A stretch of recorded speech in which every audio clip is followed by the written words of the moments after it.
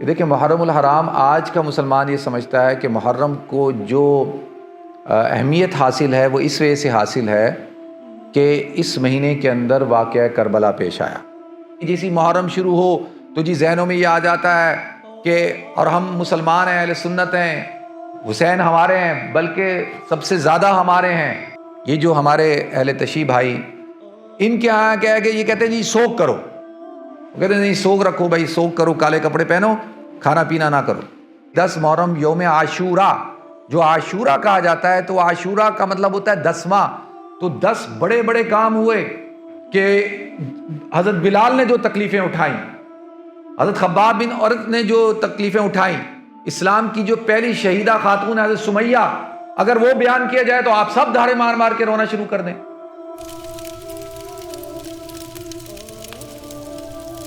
محترم حاضرین کرام، بزرگان دین اور میرے عزیز بھائیو، السلام علیکم ورحمۃ اللہ وبرکاتہ۔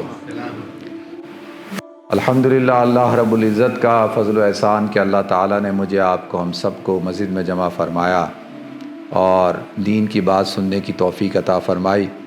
ہم مسلمانوں کے ایک المیہ نہیں، کئی المیہ ہیں، خاص طور پہ اہل سنت والجماعت کے، کہ ہمیں اپنے عقیدے کے بارے میں پتہ نہیں، ہمیں ہمارے مذہب کے بارے میں پتہ نہیں، اور اس وقت اتنی زیادہ جو ہے وہ سوشل میڈیا کے اوپر جو ویڈیوز ہیں، مختلف قسم کے بیانات ہیں، عنوانات ہیں، تو ایک اچھا خاصا مسلمان جو ہے وہ کنفیوز ہو جاتا ہے، اور کنفیوز ہونے کی وجہ یہی ہوتی ہے کہ اس کے پاس علم نہیں ہوتا۔ تو لہذا علم حاصل کرنا، علم کو پڑھنا، یہ سب سے مشکل کام ہوتا ہے۔ تو اس امت کے زوال کی ایک بنیادی وجہ یہ بھی ہے کہ اس امت کے پاس علم نہیں ہے، علم سے دور ہے۔ اور علم کہاں سے آئے گا؟ علم آتا ہے مدارس میں پڑھنے سے، مکاتب میں پڑھنے سے، کتابیں پڑھنے سے، علماء کی مجلس میں بیٹھنے سے، اور پھر سننے سے، اور پھر اس پر عمل کرنے سے۔ بنیادی چیز تو یہ ہے۔ دیکھیں محرم الحرام آج کا مسلمان یہ سمجھتا ہے کہ محرم کو جو اہمیت حاصل ہے وہ اس وجہ سے حاصل ہے کہ اس مہینے کے اندر واقعہ کربلا پیش آیا۔ تو واقعہ کربلا تو پیش آیا سن 61 ہجری میں، اور محرم الحرام کی جو حرمت ہے، جو عزت ہے، وہ تو اللہ تعالیٰ نے قرآن پاک میں بیان کی۔ قرآن میں اللہ تعالیٰ نے ارشاد فرمایا ان عدت الشہور عند اللہ 12 شہرا فی کتاب اللہ یوم خلق السماوات والارض منها 4 حرم ذالک الدین القیم۔ اللہ فرماتے ہیں قرآن میں کہ سال کے جو مہینے ہیں ان کی تعداد 12 ہے، فی کتاب اللہ، اللہ کی کتاب کے اندر، اللہ کی تقدیر کے اندر اللہ نے اس بات کو لکھ دیا ہے۔ جس وقت یوم خلق السماوات والارض، جس وقت اللہ تعالیٰ نے آسمان اور زمین کو پیدا کیا تھا، تو آسمان اور زمین کی تخلیق کے ساتھ، پیدائش کے ساتھ اللہ تعالیٰ نے ایک ٹائم فریم بنایا، ایک ٹائم زون بنایا، اور اس کے اندر بنیادی چیز کیا رکھی کہ سال کے 12 مہینے ہوں گے، اور پھر فرمایا فیہا 4 حرم، ان میں سے 4 مہینے جو ہے حرمت والے ہیں، عزت والے ہیں، تو قابل احترام مہینے ہیں۔ تو محرم کو محرم کیوں کہا جاتا تھا؟ ایک تو عزت کی وجہ سے، احترام کی وجہ سے، اور اس میں ہر قسم کا لڑائی جھگڑا، جنگ و جدال جو ہے وہ ممنوع ہوتا تھا۔ یہ اسلام میں نہیں، اسلام سے پہلے یہ مشرکین جو مکہ تھے ان کے ہاں بھی یہ اصول تھا۔ تو اللہ تعالیٰ نے قرآن پاک میں ارشاد فرمایا کہ 4 مہینے ان میں حرمت والے ہیں۔ عربوں کے ہاں کون سا کیلنڈر رائج تھا، اور یہودی کون سا کیلنڈر استعمال کرتے تھے؟ جب حضور اکرم صلی اللہ علیہ وسلم مدینہ منورہ ہجرت کر کے گئے ہیں تو یہودی ہبرو کیلنڈر استعمال کرتے تھے، اور یہودی آج بھی ہبرو کیلنڈر استعمال کرتے ہیں، اور یہ ان کا 1000 سالہ کیلنڈر ہوتا ہے، یہ پہلے سے متعین کر لیتے ہیں۔ اور پھر عرب جو ہے، عرب کون سا کیلنڈر استعمال کرتے تھے؟ عربوں کا طریقہ کار یہ تھا کہ ان کے ہاں بھی سال کے 12 مہینے ہوتے تھے، اور وہ جو کیلنڈر استعمال کرتے تھے واقعات کو بیس بنا کے کہ بھئی کوئی بڑا واقعہ ہوا، مثال کے طور پہ عام الفیل کا سال، عام الفیل ہاتھیوں کا سال، جس سال ابرہہ آیا، اللہ تعالیٰ نے ابابیل پرندوں کو بھیج کر اس کی لشکر کو تباہ و برباد کیا، اس کو کیا کہتے ہیں؟ عام الفیل لإیلاف قریش ایلافہم رحلۃ الشتاء، وہ ایک بہت بڑا واقعہ تھا۔ اب کیا کہ حضرت عمر کب پیدا ہوئے؟ عام الفیل کے 25ویں سال میں پیدا ہوئے۔ وہ فلاں واقعہ چیز کب ہوئی؟ وہ عام الفیل کے اس سال میں ہوئی، اتنے سال بعد ہوئی، تو عام الفیل کو پکڑ کے رکھا۔ جیسے حضور اکرم صلی اللہ علیہ وسلم جب حضرت خدیجۃ الکبریٰ رضی اللہ تعالیٰ عنہ کا انتقال ہوا اور آپ کے چچا ابو طالب کا انتقال ہوا، تو آپ نے اس سال کو عام الحزن کا سال قرار دیا کہ یہ عام الحزن کا سال ہے۔ تو ان کے یہاں عربوں کے یہاں یہ ایک کانسیپٹ تھا۔ باقی یہ جو محرم، صفر، ربیع الاول، اب یہ جو مہینے ہیں، ان مہینوں میں 4 مہینے حرمت والے، عزت والے، محرم، ذی القعدہ، ذی الحجہ، محرم، یہ 3 مہینے جو ہوتے تھے، کیونکہ یہ مہینے کس کے ہیں؟ یہ حج کے مہینے ہوتے تھے، اور حج ایک بہت بڑا ان کا ایک فیسٹیول ہوتا تھا، جس کو آپ ثقافتی فیسٹیول بھی کہہ لیں اور تجارتی بھی کہہ لیں، کہ تجارت ہوتی تھی، بازار لگتے تھے بڑے بڑے، اور لوگ پورے عرب سے لا کے اپنی چیزیں بیچتے تھے۔ تو جو مکہ کے لوگ تھے، قریش تھے، ان کی ساری اکانومی ڈیپینڈ کرتی تھی کس کے اوپر؟ حج کے اوپر۔ ان لوگوں نے ایک رسم شروع کی تھی جس کو نسی کی رسم کہا جاتا تھا۔ نسی کی رسم کیا تھی؟ کہ اگر مال تجارت تیار ہو گیا ہے، کھیتی باڑی تیار ہو گئی ہے، سب کچھ ریڈی ہے، وقت سے پہلے ہو گیا ہے، تو اعلان کرتے تھے کہ اس سال حج جو ہے وہ ذی الحجہ میں نہیں ہوگا، ذی القعدہ میں ہوگا۔ اور اگر مال تجارت تیار نہیں ہے، جو پریپریشن ہے وہ پراپر نہیں ہے، پوری نہیں ہے، کھیتیاں تیار نہیں ہیں، تو حج کیا ہوگا؟ 1 مہینے بعد ہوگا، ذی الحجہ میں نہیں ہوگا، محرم میں ہوگا۔ تو قرآن کہتا ہے انما النسیء زیادۃ فی الکفر، کہ نسی جو ہے زیادتی کرنا، کمی کرنا، یہ کمی زیادتی کرنا کفر ہے۔ یہ تو اللہ نے کہا کہ ہم نے کائنات کو جب تخلیق کیا تو سال کے 12 مہینے رکھے، تو یہ جو تم کرتے ہو نا، یحلونہ عاما ویحرمونہ عاما، کہ ایک سال کو حلال قرار دیتے ہو، ایک سال کو حرام، 1 مہینے کو حرام قرار دیتے ہو، یا ایک سال میں 1 مہینہ حلال ہو جاتا ہے، وہی مہینہ اگلے سال حرام ہو جاتا ہے۔ حج جو ہے سن 9 ہجری کے اندر فرض ہوا، تو حضور اکرم صلی اللہ علیہ وسلم نے سن 9 ہجری میں حج نہیں کیا، آپ نے سن 10 ہجری کے اندر حج کیا۔ 9 ہجری میں حضرت ابوبکر صدیق رضی اللہ تعالیٰ عنہ، حضرت علی رضی اللہ تعالیٰ عنہ کو بھیجا اور کہا کہ حج کے اندر جتنی رسمیں ہیں جو غلط قسم کی رائج ہو چکی ہیں، ان سب کو ختم کر دیا جائے، اور یہ نسی کی جو رسم تھی اس کو بھی ختم کیا گیا۔ اور پھر جب حضور اکرم صلی اللہ علیہ وسلم سن 10 ہجری میں حج کرنے کے لیے آئے، تو آپ نے کہا کہ زمانہ اپنی اصل حالت میں واپس آ گیا، اور حج انہی دنوں میں ہو رہا ہے جن دنوں میں حج ہونا چاہیے تھا۔ تو حضور نے ایک ہی حج کیا۔ تو اب جب حضور اکرم صلی اللہ علیہ وسلم مدینہ منورہ ہجرت کر کے آئے، تو آپ نے دیکھا یہودی اپنا کیلنڈر استعمال کرتے ہیں، سارے کرتے ہیں، تو لیکن اس طرح سے ایک ڈاکومنٹڈ صورتحال اختیار نہیں کی کہ بھئی کیا کیلنڈر ہونا چاہیے، کون سا ہونا چاہیے، کون سا نہیں ہونا چاہیے۔ لیکن یہ جو 12 مہینے ہیں، یہ ان مہینوں کا رواج چل رہا تھا عربوں کے اندر بھی۔ محرم کا مہینہ عزت اور احترام کا مہینہ، 10 محرم کو جو مشرکین مکہ تھے وہ بھی احترام کرتے تھے، اور 10 محرم کو غلاف کعبہ بدلا جاتا تھا، اور محرم کے مہینے میں کسی قسم کی کوئی لڑائی نہیں کرتے تھے، اور عاشورہ کا دن کا روزہ فرض تھا۔ رمضان کے روزوں سے پہلے کون سا روزہ فرض تھا؟ یوم عاشورہ کا روزہ فرض تھا۔ تو اور مشرکین مکہ بھی رکھتے تھے۔ تو محرم کا مہینہ کیونکہ حرمت والا مہینہ، عزت والا مہینہ، اور حاجی جو ہے حج کر کے واپس اپنے اپنے علاقوں میں جا رہے ہوتے تھے، تو اس لیے قتل و غارت گری، لوٹ مار، سب کچھ حرام۔ یہ میں آپ کو محرم الحرام کے حوالے سے بتا رہا ہوں تاکہ آپ حضرات کو پتہ ہو کہ محرم الحرام یہ نہیں کہ جیسی محرم شروع ہو تو جی ذہنوں میں یہ آ جاتا ہے کہ اور ہم مسلمان ہیں، اہل سنت ہیں، حسین ہمارے ہیں، بلکہ سب سے زیادہ ہمارے ہیں، ہم حسین کے ہیں۔ ایسا نہیں ہے کہ ہمیں حضرت حسین رضی اللہ تعالیٰ عنہ سے پیار نہیں۔ حضور نے فرمایا کہ میں حسین سے محبت کرتا ہوں، اے اللہ جو حسین سے محبت کرے تو اس سے محبت کر، تو ہم بھی حضرت حسین سے محبت کرتے ہیں۔ تو لہذا ایسا نہیں ہے کہ جی ہے کہ ہم اہل بیت سے محبت نہیں کرتے، ہم بھی اہل بیت سے محبت کرتے ہیں۔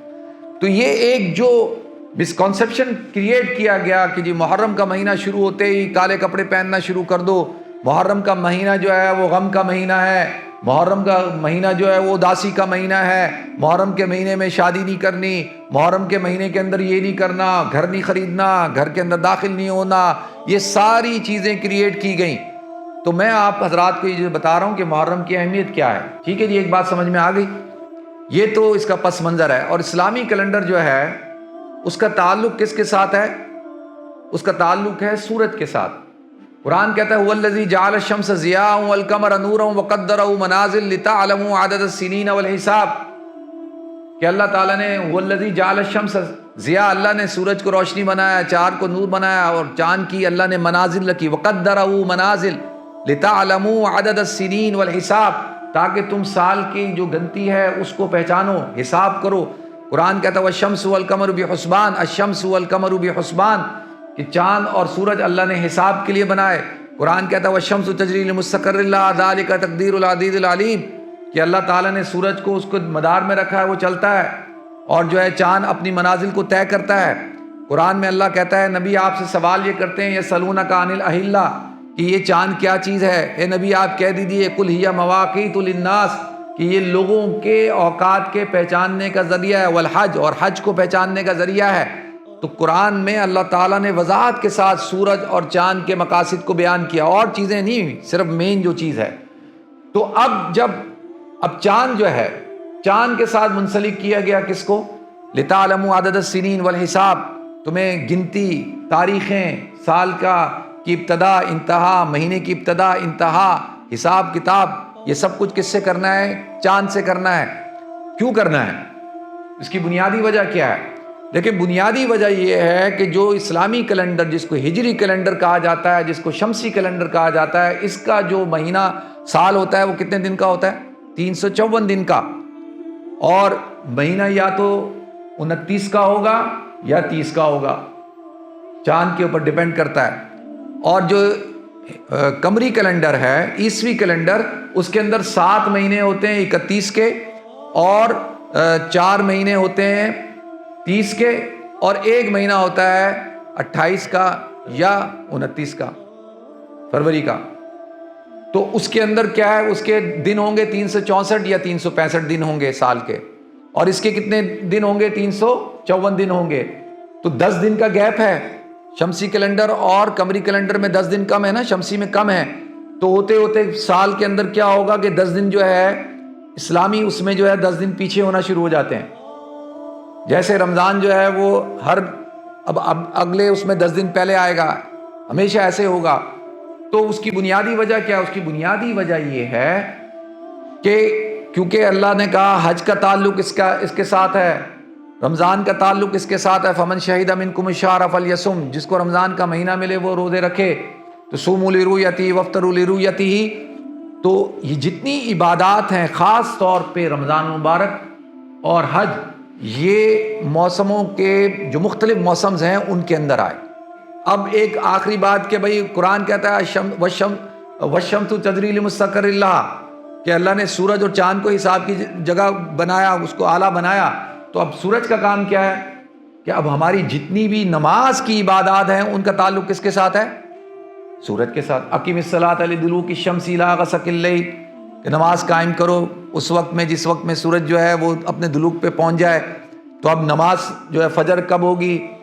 جب جو ہے صبح صادق ہو جائے اس وقت فجر ہوگی۔ پھر اس کے بعد جو ہے ظہر کب ہوگی؟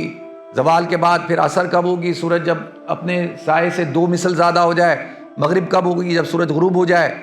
تو اب نمازوں کا تعلق کس کے ساتھ قائم کر دیا؟ نمازوں کا تعلق جو ہے وہ سورج کے ساتھ قائم ہے۔ اس لیے ہم دیکھتے ہیں کہ نمازوں میں کبھی ظہر جلدی ہو رہی ہوتی ہے، کبھی ظہر تھوڑا سا لیٹ ہو رہی ہوتی ہے۔ تو اس کا تعلق کس کے ساتھ جوڑ دیا؟ اس کا تعلق سورج کے ساتھ جوڑ دیا۔ تو یہ تو میں نے آپ حضرات کے سامنے ایک پس منظر بیان کیا کہ بھئی اسلامی کیلنڈر کا۔ تو حضرت عمر رضی اللہ تعالیٰ عنہ نے پھر اس کا اجرا کیا، باقاعدہ ڈاکومنٹڈ جو اس کو صورتحال دی۔ یہ جو آج ہجری کیلنڈر رائج ہے، تو یہ کس نے رائج کیا؟ یہ حضرت عمر رضی اللہ تعالیٰ عنہ نے رائج کیا۔ کہ دیکھیں حضور اکرم صلی اللہ علیہ وسلم جب آپ ہجرت کر کے مدینہ منورہ تشریف لے گئے، تو آپ نے پوچھا کہ بھئی یہ جو یہودی ہیں یہ یوم عاشورہ کا روزہ رکھتے ہیں۔ پوچھا بھئی کیوں رکھتے ہیں روزہ؟ کیوں رکھتے ہو بھئی روزہ؟ انہوں نے کہا اس لیے رکھتے ہیں کہ اس دن ہمیں بنی اسرائیل کو، حضرت موسیٰ علیہ السلام کو اللہ تعالیٰ نے نجات عطا فرمائی تھی، کس سے؟ فرعون اور اس کے ظلم سے۔ تو اس لیے ہم کیا رکھتے ہیں؟ خوشی میں کیا کرتے ہیں؟ روزہ رکھتے ہیں۔ تو حضور اکرم صلی اللہ علیہ وسلم نے ارشاد فرمایا کہ بھئی موسیٰ تم سے زیادہ ہمارے بھائی ہیں، ہمارا ان سے تعلق ہے، اور یہ ہم پر زیادہ حق بنتا ہے کہ بھئی ہم اس دن کیا کریں؟ روزہ رکھیں۔ تو آپ نے فرمایا کہ اگلے سال جو اگر میں زندہ رہا تو ہم 10 کے ساتھ ایک روزہ اور ملائیں گے، 9 کا روزہ ملائیں گے۔ کس کا ملائیں گے؟ اور اس سے پہلے آپ کس کے روزے رکھ رہے تھے؟ 10، صرف 10 کا روزہ رکھ رہے تھے، تو 9 کا روزہ ملائیں گے۔ تو حضور اکرم صلی اللہ علیہ وسلم کا انتقال ہو گیا۔ تو اب علماء نے کہا کہ بھئی اب محرم 10 محرم کا روزہ جو ہے اس کو آپ اس کے ساتھ ایک روزہ ملائیں، اور وہ روزہ کون سا ہو؟ 9 محرم کا ہو۔ اور خالف الیہود، یہود کی مخالفت کرنی ہے تو ایک روزہ اور ملائیں، یا تو آپ 11 کا رکھ لیں، یا 9 اور 10 کا رکھیں، یا 10 اور 11 کا رکھیں۔ اور علماء نے یہ ارشاد فرمایا کیونکہ حضور نے خالی اکیلے 10 محرم کا روزہ بھی رکھا ہے، تو اگر کوئی 10 محرم کا روزہ بھی رکھتا ہے تو ٹھیک ہے۔ سب سے افضل کیا ہے؟ 9 اور 10، سیکنڈ درجے میں 10 اور 11، تیسرے درجے میں خالی 10۔ تو اب یہ 10 محرم کے روزے کی کیا ہے؟ اس کا پس منظر ہے۔ یہ جو ہمارے اہل تشیع بھائی، جب میں یہ لفظ استعمال کرتا ہوں بھائی تو بہت سے لوگوں کو غصہ بھی چڑھ جاتا ہے، تو ان کے یہاں کیا ہے کہ یہ کہتے ہیں جی سوگ کرو، یہ کہتے ہیں روزہ نہیں رکھو، سوگ ہے۔ سوگ میں کیا ہوتا ہے کہ کھانا پینا منع ہوتا ہے، وہ کہتے ہیں نہیں سوگ رکھو بھائی، سوگ کرو، کالے کپڑے پہنو، کھانا پینا نہ کرو۔ وہ کہتے ہیں یہ جو روزہ ہے، یہ روزہ یہ انہوں نے اہل سنت نے نکال لیا۔ تو یہ میں آپ کو اس روزے کا پس منظر بتا رہا ہوں۔ یہ حضور اکرم صلی اللہ علیہ وسلم جب مدینہ منورہ میں آئے ہیں، ابھی تو واقعات ہونے ہیں، ابھی تو غزوہ بدر ہونی ہے، ابھی تو غزوہ احد ہونی ہے، غزوہ احزاب ہونے، سارے غزوات ہونے ہیں۔ واقعہ کربلا تو کب پیش آیا؟ سن 61 ہجری میں۔ تو میں یہ آپ کو اور پہلی ہجری یہ اس کی بات بتا رہا ہوں۔ تو اسی حوالے سے 10 محرم یوم عاشورہ، جو عاشورہ کہا جاتا ہے، تو عاشورہ کا مطلب ہوتا ہے 10واں۔ تو 10 بڑے بڑے کام ہوئے کہ سب سے پہلے حضرت اللہ تعالیٰ نے جو ہے آتا ہے جنت کو اس دن میں پیدا کیا، حضرت آدم کو اس دن پیدا کیا، حضرت آدم کی توبہ قبول ہوئی، حضرت آدم کو دنیا میں بھیجا گیا۔ پھر اس کے بعد جو ہے یہ سب سے یہ احادیث سے یہ واقعہ ثابت ہوتا ہے کہ اللہ تعالیٰ نے فرعون سے نجات عطا فرمائی۔ تو یہ سارے بڑے بڑے واقعات ہیں۔ نوح علیہ السلام کی کشتی جو ہے وہ جودی پہاڑ پہ ٹھہری۔ اسی طریقے سے حضرت یوسف علیہ السلام اپنے والد سے جو ہے ملاقات ہوئی، وہ 10 محرم کا دن تھا۔ حضرت یونس علیہ السلام مچھلی کے پیٹ سے نکلے، 10 محرم کا دن تھا۔ تو یہ بڑی بڑی جو واقعات ہوئے، بڑے واقعات، وہ اس تاریخ میں ہونے کی وجہ سے اس کو عاشورہ کہا جاتا ہے۔ تو یہ اللہ کا ایک غیبی نظام ہے کہ واقعہ کربلا بھی اس دن ہوا، وہ بھی اسی دن ہو گیا۔ تو لہذا عاشورہ جو ہے وہ پہلے سے ہی اس کا ایک کانسیپٹ موجود تھا۔ آپ ابھی 1 محرم الحرام کو غلاف کعبہ کی تقریب ہوئی، پہلے 9 اس کو ہوتی تھی، 9 ذی الحجہ کو یوم عرفہ کے دن ہوتی، اس دفعہ ابھی انہوں نے پچھلے سال سے 1 محرم کو شروع کی، حالانکہ پہلے زمانے اس سے کب ہوتی تھی؟ 10 محرم کو ہوتی تھی، پھر وہ تبدیل کر دی گئی، وہ بھی ایک پورا ایک تاریخ ہے۔ تو اس میں بیٹھا تھا، پروگرام کر رہا تھا ٹی وی پہ، ساتھ وہ سائیڈ ونڈو پہ دکھا رہے تھے، وہ بھی بتا رہا تھا، ساتھ ساتھ میں بتا رہا تھا، تاریخ بتا رہا تھا وہ، حالانکہ وہ میرا موضوع نہیں تھا اس دن، مجھے کہا گیا یہ بھی بتا دو، بتا رہا تھا۔ تو اس میں نے دیکھا کہ لوگ چڑھے ہوئے ہیں، کس کے اوپر؟ بیت اللہ کے اوپر چڑھے ہوئے ہیں۔ بیت اللہ کے اوپر لوگ کہتے ہیں کہ یہ کعبہ کی عبادت کرتے ہیں، تو جس کی عبادت کی جاتی ہے اس کے اوپر چڑھا جاتا ہے۔ آپ بت کو جس بت کو پوچھتے ہیں اس کو نیچے رکھیں اور اس کے اوپر پاؤں رکھ کے دکھائیں، مجھے کسی مندر میں جا کے کر کے دکھائیں۔ کر سکتے ہیں آپ؟ جس کی عبادت کرتے ہیں اس کے اوپر پاؤں رکھ سکتے ہیں آپ؟ نہیں رکھ سکتے نا۔ تو یہ کہتے ہیں یہ کعبہ کی عبادت کرتے ہیں، یہ بھی تو ورشیپرز ہیں اس کے، تو بھائی وہ تو کعبہ کی چھت کے اوپر چڑھے ہوئے ہیں۔ تو فتح مکہ کے موقع پر حضور اکرم صلی اللہ علیہ وسلم نے حضرت بلال کو کعبہ کی چھت پہ کھڑا کیا اور کہا بلال اذان دو۔ سوال یہ اٹھتا ہے کہ کیوں بھائی؟ وہ اس لیے کہ اس وقت میں جو لوگ وہاں موجود تھے، بہت سارے لوگوں نے کہا کہ کاش اس دن سے پہلے ہم مر گئے ہوتے، یہ وقت ہی ہم نے نہ دیکھا ہوتا کہ ایک حبشی النسل شخص اور بیت اللہ کی چھت پہ کھڑا ہوا ہے اور جو ہے وہ اس نظام کو چیلنج کر رہا ہے کہ آج کے بعد کوئی کالا گورا کسی کو کوئی فضیلت حاصل نہیں ہے۔ زمانے جاہلیت کی ساری رسم حضور نے فرمایا تحت قدمئی، میرے قدموں کے نیچے ہیں، اور بیت اللہ کو حضرت بلال کے قدموں کے نیچے حضرت بلال کو چڑھا دیا، پیغام دیا کہ یہ قریش کے لوگوں کو کہ جس بلال کو تم یہاں پر جو ہے رگڑتے تھے، گھسیٹتے تھے، تشدد کرتے تھے اور اس پر ظلم کرتے تھے، وہی بلال، اسلام اس بلال کو عزت دیتا ہے، اور بیت اللہ کی عظمت سے زیادہ ایک مسلمان کی عظمت ہے۔ یہ پیغام دیا، یہ پیغام دیا نا۔ تو آپ مجھے بتائیں کہ حضرت بلال نے جو تکلیفیں اٹھائیں، حضرت خباب بن عرت نے جو تکلیفیں اٹھائیں، اسلام کی جو پہلی شہیدہ خاتون حضرت سمیہ، آپ حضرات یقین جانیں دل چاہتا ہے کبھی کوئی پروگرام رکھے، میں حضرت سمیہ اور حضرت عمار بن یاسر، ان کے خاندان کی جو قربانی ہے اس کو بیان کروں۔ اور حضور بدلہ نہیں لے سکتے تھے کیا؟ چھاپا مار جنگ نہیں شروع کر سکتے تھے کیا؟ جو ہے رات کے وقت میں جو ہے ابو جہل کو قتل نہیں کر سکتے تھے؟ ابو لہب کو قتل نہیں کر سکتے تھے؟ سب کچھ کر سکتے تھے، لیکن آپ کیا کہتے تھے؟ اصبر علی یاسر، اصبر علی یاسر۔ اور حضرت سمیہ کو جو ہے کس طرح سے ابو جہل نے ان کی جو ہے ٹانگوں کو چیر کے اور ان کی شرمگاہ پہ برچھا مار کر ان کو شہید کیا، جو اسلام کی پہلی شہید خاتون ہے۔ اگر وہ بیان کیا جائے تو آپ سب دھاڑے مار مار کے رونا شروع کر دیں۔ کیوں یہ قربانیاں دی جا رہی تھیں؟ اس لیے کہ اسلام ایک دین ہے۔ اسلام جو ہے وہ تشدد کو، جنگوں کو، قتل و غارت گری کے لیے نہیں آیا تھا۔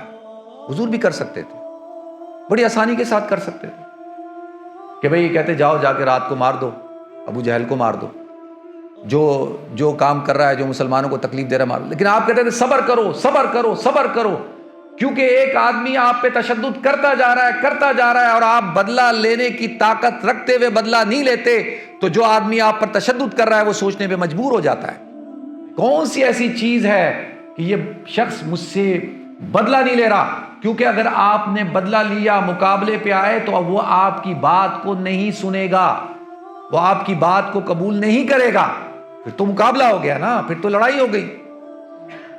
تو یہ اسلام کا پس منظر دین، یہ اس دین کے پھیلانے کے لیے یہ ساری تکالیف اٹھائیں گئی، اور یہ شہادتوں کا سلسلہ شروع ہوا، قربانیوں کا سلسلہ شروع ہوا، اپنے گھر بار کو جو ہے چھوڑ دیا۔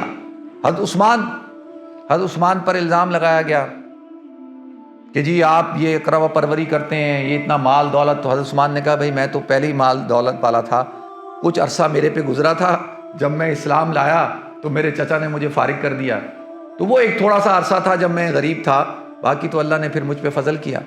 حضرت مصعب بن عمیر کی تو کپڑے اتروا دیے، کپڑے اتارے، چچا نے کہا کپڑے اتارو، یہ جو تم نے لباس پہنا ہوا ہے قیمتی لباس، یہ لباس بھی میرا دیا ہوا ہے، اور ماں بھی کہہ رہی ہے اتارو۔ آپ اندازہ کر سکتے ہیں کہ گھر بار کو چھوڑنا، تجارت کو چھوڑنا، رشتہ داروں کو چھوڑنا، اپنے بزرگوں کی قبروں کو چھوڑنا، یہ سب کچھ کیوں ہو رہا ہے؟ یہ اس لیے ہو رہا ہے کہ اسلام ایک دین ہے، اسلام ایک پیغام ہے، اور اس پیغام کو عام کرنا ہے، اور جو قوتیں ہیں ان کو چیلنج کیا جا رہا ہے۔ ابو جہل، ابو لہب، عتبہ، شیبہ، ان کا ایک نظام ہے، ان کی سرداریاں ہیں، اور حضور اکرم صلی اللہ علیہ وسلم دعا مانگ رہے ہیں، حضور دعا مانگ رہے ہیں، اللہم اعید الاسلام بعمرین، اے اللہ اسلام کو طاقت عطا فرما، اللہم اعز الاسلام بعمرین، عمر ابن الخطاب، عمر ابن حشام، اے اللہ اسلام کو عزت عطا فرما۔ یہ دو عمر ہیں، ایک عمر ابن خطاب ہے، ایک عمر ابن حشام ہے، اے اللہ جو تجھے محبوب ہے وہ تو مجھے عطا کر دے۔ کیوں دعا مانگ رہے ہیں بھائی؟ کیوں؟ اس لیے کہ اب تشدد بھی ہو گیا، لوگوں تک پیغام بھی پہنچ گیا، اب جو ہے چیلنج بھی کر دیا اس سسٹم کو، اور جو ہے اس چیلنج کے مقابلے میں لوگ کھڑے بھی ہو گئے ہیں، تو اب طاقت کی ضرورت ہے، اب ایسے افراد کی ضرورت ہے کہ جو طاقتور ہوں، جن کا اثر رسوخ ہو، جو معاشرے کے اندر ایک مقام رکھتے ہوں۔ تو حضور دعا مانگ رہے ہیں کہ اللہ دو عمروں میں سے کوئی ایک عمر دے دے، تو حضور دعا مانگ رہے ہیں۔ حضرت عمر رضی اللہ تعالیٰ عنہ جو ہے وہ اسلام لاتے ہیں، آج حضرت عمر کی شہادت کا دن بھی ہے، یکم محرم الحرام۔ تو حضرت عمر رضی اللہ تعالیٰ عنہ کون ہیں؟ دیکھیں اہل تشیع جو ہیں حضرت عمر کے بارے میں پروپیگنڈا کرتے ہیں، پروپیگنڈا یہ کرتے ہیں کہ حضرت عمر کی ایک روایت ہے کہ وہ اکثر کہا کرتے تھے، عمر تجھے تیرا والد جو ہے وہ مارتا تھا کہ تجھ سے تو اونٹ نہیں چلائے جاتے، تو اونٹ نہیں چلا سکتا، تو یہ عمر تو 22 لاکھ مربع میل کا حاکم ہے۔ تو اب کیا کرتے ہیں یہ اہل تشیع، یہ پروپیگنڈا کرتے ہیں کہ دیکھو وہ عمر جو اونٹ نہیں چلا سکتا تھا اس کو خلیفہ بنا دیا اور وہ مسلمانوں کو چلا رہا تھا۔ اب ہمارے مسلمان جو ہیں ان کو پتہ ہی نہیں ہے عمر کون تھے، کبھی اس بات میں سوچتے بھی نہیں کہ حضور نے کیوں مانگا تھا۔ حضرت عمر رضی اللہ تعالیٰ عنہ ایک بڑے صاحب حیثیت خاندان سے تھے، یہ 9ویں پشت پہ جا کے حضور اکرم صلی اللہ علیہ وسلم سے ان کا نسب ملتا ہے، بنی عدی پہ جا کے، قبیلہ بنو عدی سے تھے، لیکن 9ویں نسب پہ ان کے دادا اور حضور کے دادا پردادا ایک ہیں۔ اور حضرت عمر واحد شخصیت ہیں، مکہ کے چند لوگوں میں شامل ہیں جو پڑھنا لکھنا جانتے تھے۔ حضرت عمر جو تھے اس وقت کے جتنے، اس زمانے میں وہ سب سے زیادہ سمجھدار پڑھا لکھا آدمی ہوتا تھا جس کو لکھنا آتا تھا، حضرت عمر کو لکھنا آتا تھا، اور سب سے زیادہ سمجھدار آدمی وہ ہوتا تھا جو خطیب ہوتا تھا۔ حضرت عمر جو تھے وہ خطیب تھے۔ حضرت عمر کی خطابت، یہ جب جنگ قادسیہ ہوئی ہے، کبھی اگر موقع ملا میں آپ حضرات کے سامنے حضرت عمر کے خطبات، حضرت عمر تقریر کرتے تھے، لوگ جذبات میں کھڑے ہو جاتے تھے، فارس جانے کے لیے کوئی تیار نہیں تھا، لیکن حضرت عمر کی جو تقریریں ہیں ان تقریروں سے سب نے کہا جی ہم تیار ہیں۔ تو ایسے خطیب تھے، سفیر تھے، امبیسیڈر۔ جب کوئی معاملہ، کوئی جھگڑا، قبیلوں کے اندر کوئی معاملات خراب ہوتے تھے تو حضرت عمر جاتے تھے اور جا کر جو ہے ان معاملات کو سلجھاتے تھے۔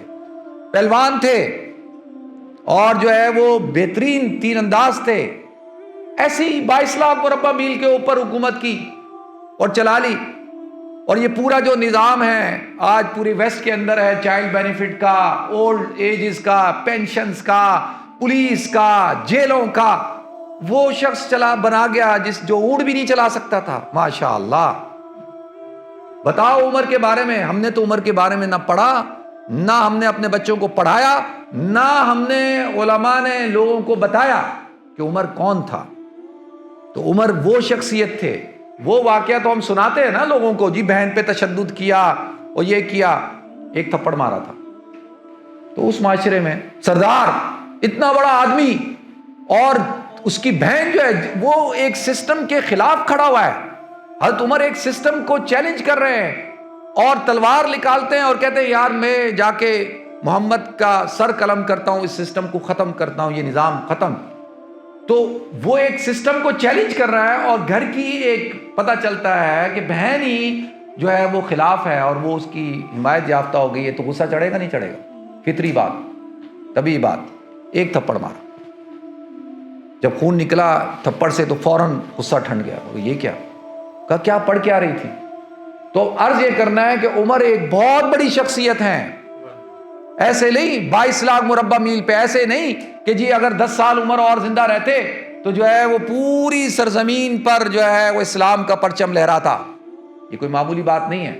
پھر اللہ تعالیٰ نے حضرت عثمان رضی اللہ تعالیٰ عنہ کو، حضرت عثمان رضی اللہ تعالیٰ عنہ کا تعلق جو ہے قبیلہ بنو امیہ سے، حضور کا تعلق کیسے؟ بنو ہاشم سے، اور حضرت ابوبکر کا قبیلہ بنی تی سے، اور حضرت عمر کا تعلق قبیلہ بنی عدی سے، اور کس کا؟ حضرت عثمان کا تعلق کس سے؟ بنو امیہ سے۔ یہ جو بنو امیہ اور بنو ہاشم، ان کی آپس میں ایک چپکلش تھی، پہلے سے چلتی تھی، اور بنو امیہ کے لوگ جو تھے وہ پڑھے لکھے سردار اور کاتب اور یہ پیسے والے سارا کچھ، تو ان کی آپس میں چلتی تھی کہ مکہ کی سرداری کس کے پاس ہو۔ یہ زمانہ جاہلیت سے ان کی دو خاندانوں کی چلتی تھی۔ تو ایک کریکٹر ہے عبداللہ ابن سبا، یہ یمنی ہے، یمن کا رہنے والا، یہودی النسل، اور یہ وہاں یمن سے، یہ منافق ہے۔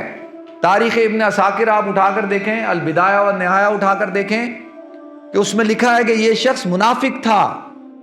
یہ باقاعدہ ایک سازش کے تحت اس کو پلان کیا گیا کہ اسلام کے شیرازے کو بکھیرنا ہے۔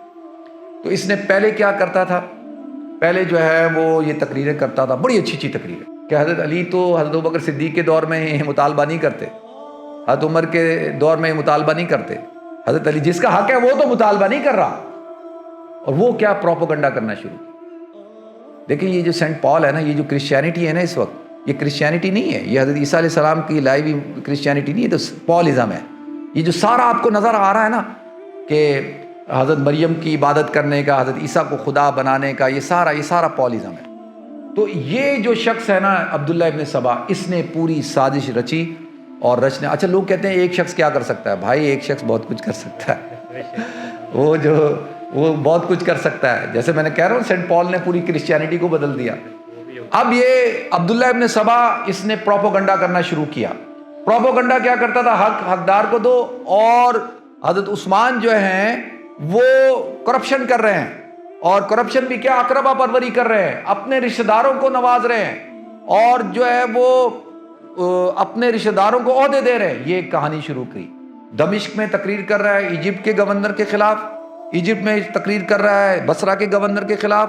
اور اس وقت سب سے بڑا ذریعہ، آج کل کا تو پروپیگنڈا کرنے کا ذریعہ کیا ہے بتائیں؟ کیا ہے آج کل کا؟ Social media. اس زمانے میں کیا تھا؟ خط و کتابت. کہ حضرت علی تو حضرت ابوبکر صدیق کے دور میں مطالبہ نہیں کرتے، حضرت عمر کے دور میں مطالبہ نہیں کرتے. حضرت علی جس کا حق ہے وہ تو مطالبہ نہیں کر رہا، اور وہ کیا پروپیگنڈا کرنا شروع کیا.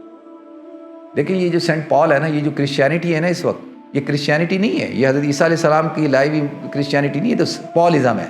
یہ جو سارا آپ کو نظر آ رہا ہے نا کہ حضرت مریم کی عبادت کرنے کا، حضرت عیسیٰ کو خدا بنانے کا، یہ سارا پالازم ہے.